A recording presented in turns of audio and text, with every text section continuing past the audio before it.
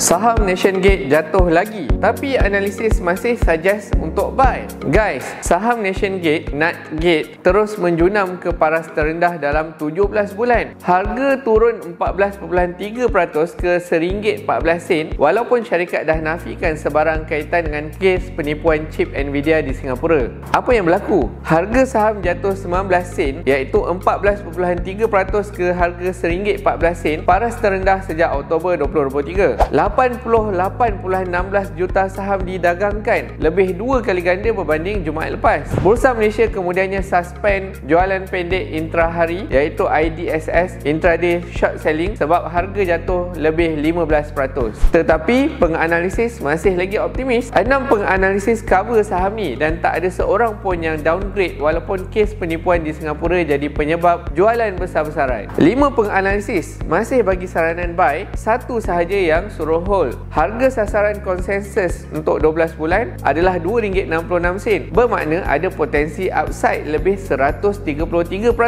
Apa cerita di sebalik kejatuhan saham ni? Kes penipuan di Singapura ni, dia melibatkan syarikat Nvidia Cloud Partner, bukan Nationgate. 3 individu di Singapura didakwa kerana jual chip Nvidia ke China secara haram untuk elak sekatan ekspor Amerika Syarikat. Pihak berkuasa Malaysia dah siasat dan sahkan tiada bukti chip Nvidia dialihkan dari Singapura ke Malaysia. So, adakah ini peluang buy on dip atau masih bahaya? Korang rasa ini peluang emas atau kita patut tunggu dulu? Dalam saham ada istilah be fearful when others are greedy dan sebaliknya.